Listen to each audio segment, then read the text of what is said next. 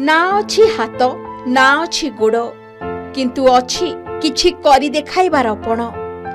छाती को पत्थर करी संघर्ष करुथबा एई बापा मांकर दुख केते आपण आखिरे न देखिले अनुभव करि परिबेनी। किंतु आज सेमानंकर छाती गर्वरे कुंढे मोटो। संतान पाई बापा मां केते व्रत और मानसिक करिथांती। तेबे एते पूजा पाठ करिबा परे भी जदि ता छुआटी कौनसी आकस्मिक दुर्घटनार शिकार हुई दिव्यांग पलटि जाए तेबे परिस्थिति जे कौन हुए केवल अनुभव करिबा लोक ही जाने। आमे कहूछु बलांगीर जिला मुरीबाहाल ब्लॉक बांधुपला पंचायत जमुना बहाल गाँर पायल नागंक कथा, जहांको सामनारे हार मानिछि अक्षमता। राजस्थान रो जयपुर रे हेउथिबा जातीय पारा तीरंदाजी प्रतियोगिता रे से पाइछंती गोल्ड मेडल। पायल जने अति गरीब घरर झियो। पेटपाटना पाई से बापा मांको सह दादन खटिबाकू जाउथिले। तेबे 2015 मसीहा तांको जीवनर मोड़ बदलाई देथिला। पायल तांको परिवार सह छत्तीसगढ़ को दादन खटी जाइथिबा बेले घटिला दुर्घटना। सेही समय रे सेठारे खेलुथिबा बेले विद्युत शॉक लागी गुरुतर आहत होइथिले पायल।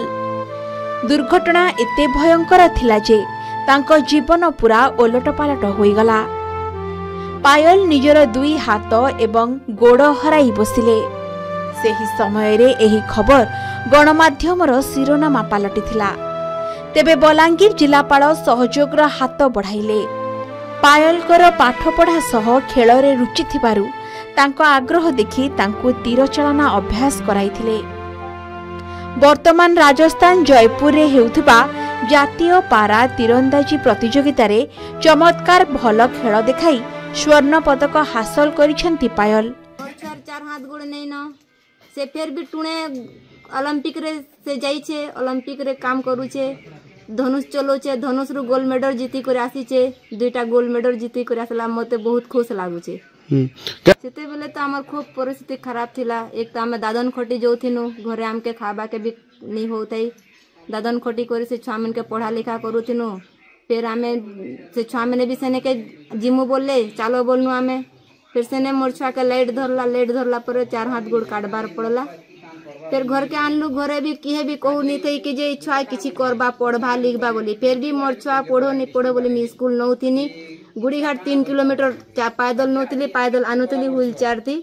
खुश लागुछे, बहुत गर्व लागुछे। मोर छुआ आके बढ़ला और हमर भी ना कमाला, सब ओडिसा ऑल इंडिया ना कमाला बोली करी। और मोर जेतकी खुशी होছে मोर गांव लोग के एते खुशी होছে मोर झियोर लगी बोले काना कहि सर मोर झियो के निका कोने लागला। तापरे निके दुईटा गोड़ दुईटा हाथ काटबार पड़ला मोर। तापरे निके ऑपरेशन करबार पड़ला। तापरे जी लोक इटा भाबुतले ई टुवेल काना करि पारबा बोली करी एतकी इंप्रूव कर देला ओडिशा के हमर बलांगीर डिस्ट्रिक्ट के जे महान मुश्किल है। एतकी इंप्रूव कला जे के बुझी एखा नहीं पारबा है। तापरे मोर झियो निका गोड़ो हाथो किछि नाही है। तापरे जय करी आलामटिक रे मोर झियो एतकी गुटे आनीछे दुईटा गोल्ड मेडल आनीछे।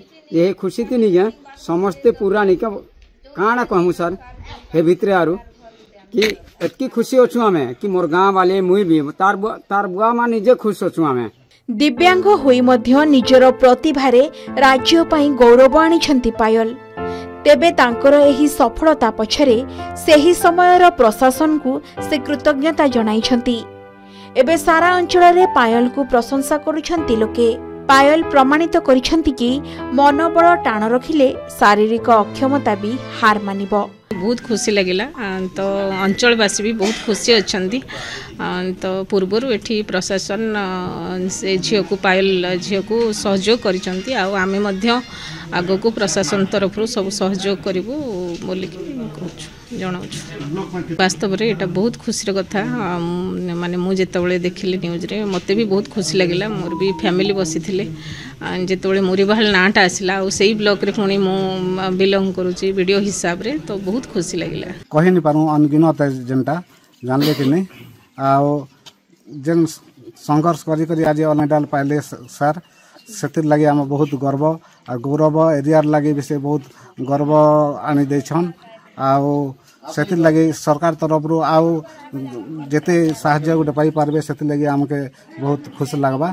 केनता ही कथि दुर्घटना आज्ञा लाइट सर्ट रु एका दुईटा हाथ गोड़ पूरा कटिगला सर हाथ भी आ गोड़ भी तथापि से निजके निके दुर्बल मन करी करी संघर्ष करी करी आज जेन गर्व आनी दौछन हमर लागि सेटा बहुत बड़े निजर उद्यम और दृढ़ इच्छा शक्ति आगरे हार मानिछि पायलकर अक्षमता तेणु समस्त दिव्यांगों पाई से हेउछंती प्रेरणा केबे भी निजको दिव्यांग न भाबी निजर कार्यक्षेत्र में दृढ़ प्रतिपादन करी से आज पाइछंती सफलता कंटाबांझी दीपक यादव रिपोर्ट के न्यूज ओडिशा।